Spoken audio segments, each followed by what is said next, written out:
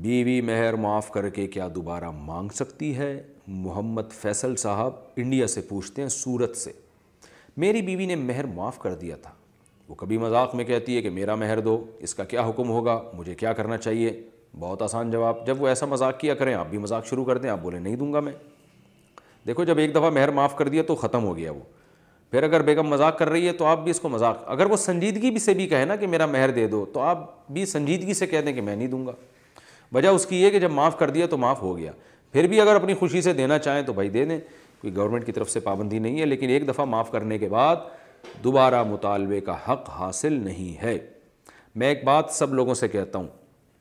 دیکھو میاں بیوی کے جو پیسوں کے بڑے بڑے پیسوں کے معاملات ہیں نا وہ ریٹرن ہونے چاہیے۔ قرآن کیا کہہ رہا ہے؟ جگہ جگہ گواہ بنانے کا حکم دے رہا ہے، یعنی اگر مرد نے ایک طلاق دی ہے نا بیوی کو اور رجوع کر رہا ہے تو قرآن کہہ رہا ہے اس پہ گواہ بناؤ، کیونکہ اس بات کا خطرہ موجود ہے اگر بیگم جان چھڑانا چاہتی ہے، کل وہ کہہ دے کہ انہوں نے طلاق دی تھی رجوع نہیں کیا تھا، تو جو معاملے میں بھی جھگڑا پھڈا ہو سکتا ہے نا اس میں اسلام ہمیں حکم دیتا ہے گواہ بناؤ، ریٹرن فارم میں لے کر آؤ اس کو۔ تو اس لیے اگر کوئی خاتون شوہر کی محبت میں اس کے احترام میں مہر معاف کرتی ہیں تو شوہر کو چاہیے کہ اسی وقت ریٹرن لکھے، ایک اقرار نامہ لکھے کہ میں فلانی بنت فلان جو فلاں کی زوجہ ہوں، میرا اتنا مہر تھا جو میں بخوشی معاف کر رہی ہوں اور آئندہ میں اس کا مطالبہ نہیں کروں گی۔ تو وہ لکھوانے کے بعد بیگم صاحبہ سے اس پہ سگنیچر بھی لے لے اور اس کا اسکرین شاٹ بھی کھینچ کے رکھ لے اور اس کو سیو کر لے کہیں لاکر میں، کیونکہ ابھی تو آپ کی محبت چل رہی ہے ماشاءاللہ، ہنسی خوشی زندگی گزار رہے ہیں، شیطان درمیان میں بعض دفعہ مسئلے ڈال دیتا ہے، پھر مالی معاملات میں بڑے پھڈے ہوتے ہیں۔ تو پیسوں کے معاملے میں بھائی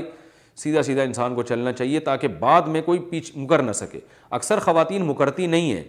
لیکن ہو تو سکتی ہیں نا، جیسے مرد بعض دفعہ مکر جاتے ہیں، کوئی اقرار کر کے پیچھے ہٹ جاتے ہیں، تو ایسے بعض خواتین بھی، تو کوئی بھی لین دین پیسوں کا ہو مہر وغیرہ کا ریٹرن میں لکھنا چاہیے اس کو،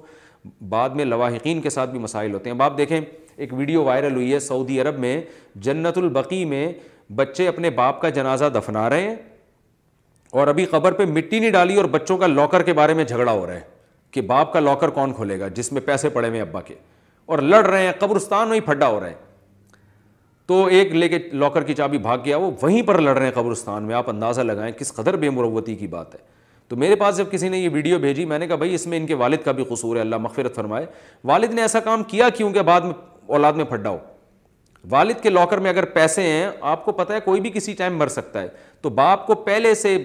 ریٹرن میں لکھنا چاہیے کہ یہ لاکر کھولے گا کون، اس میں نکلے ہوئے پیسے تقسیم کون کرے گا، اور وہ لاکر باپ کو وصیت کرنی چاہیے تھی کہ میری اولاد میں کوئی بھی نہیں کھولے گا، اس لیے کہ جو کھولے گا دوسرے اس پر شک کریں گے پتہ نہیں خود تو نہیں پیسے رکھ رہا۔ تو یہ ہمیشہ کسی تھرڈ پرسن کو متولی بنانا چاہیے، ایسا شخص جس پہ سب کو اعتماد ہو۔ آپ بتائیں کہ میرے مرنے کے بعد وصیت کر کے جائیں، ریکارڈ بھی کریں، لکھ کے بھی جائیں، یہ چابی اس کی یا پاسورڈ جو ہے نا لاکر کا میں نے فلاں کو بتایا ہوا ہے اور فلاں سے میری زندگی میں کوئی نہیں لے سکتا، میری موت کے بعد فلاں ہی کو لاکر کھولنے کا اختیار ہے، وہی پیسے گنے گا اور وہی شریعت کے مطابق تقسیم کرے گا، سب سے اس پہ معاہدہ لے لینا چاہیے۔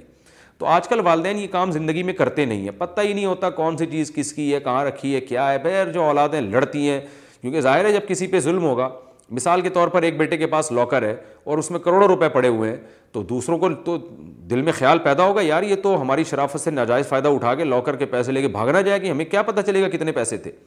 ہم نے دیکھا ہے میتوں میں بعض دفعہ ایسے ہوتا ہے کہ ابھی میت پڑی ہوئی ہے، لوگ رو رہے ہیں، ہائے ہوئے کر رہے ہیں، اور جناب جو بیٹیاں ہیں نا ان سے کاغذات پہ سگنیچر لے لیے جاتے ہیں اور وہ سگنیچر لے کے ساری جائیداد بعض بیٹے اپنے نام کر لیتے ہیں۔ اب بیٹیاں بیچاری اس وقت رونے دھونے میں لگی ہیں، اب وہ سمجھتی ہیں ہم نے سگنیچر نہیں کیے تو لڑائی ہوگی، لڑیں گے تو لوگ کیا کہیں گے، باپ کا جنازہ پڑا ہوا اور بیٹیاں بہنیں اور بھائیوں میں لڑائیاں ہو رہی ہیں، تو اس شرم اور مروت میں آ کے سگنیچر کرتی ہیں کہ بعد میں دیکھیں گے۔ اب بعد میں جب دیکھنے کا ٹائم آتا ہے عدالت کہتی ہے آپ نے تو خود یہ پراپرٹی ان کے حوالے کی، آپ نے تو خود انگوٹھا بھی لگایا ہے، سائن بھی کیا ہے۔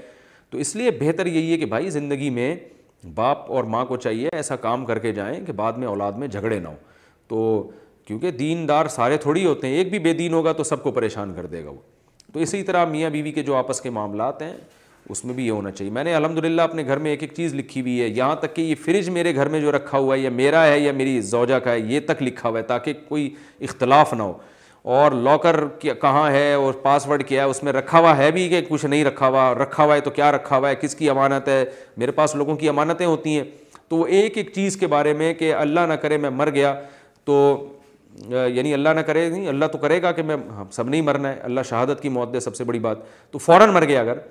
تو اس وقت کیا ہوگا کہ بھائی یہ لفافے پہ جو لکھا ہوا ہے یہ فلاں جگہ پہنچانا ہے، اور یہ فلاں کوئی اختیار ہے یہ جو ہے نا لاکر سے پیسے نکالنے کا، جو زکوٰۃ یا صدقہ اور فلاں جگہ پہنچانا ہے. تو جو امانتیں ہیں ہم کسی چیز کا خیال نہیں کرتے، بس ایسے ہی مر جاتے ہیں اور بعد والوں کے لیے ایک مصیبت کھڑی کر کے چلے جاتے ہیں. تو اس لیے بیگم صاحبہ سے میں آپ سے دوبارہ کہوں گا، آپ نے معاف کر دیا تھا، لکھوا لیں. اگر لکھوا لیں گے نا تو بیگم پھر ایسا مذاق کبھی بھی نہیں کریں گی کہ مجھے مہر چاہیے. جیسے ہی مذاق کریں آپ وہ ریٹرن دکھا دیں.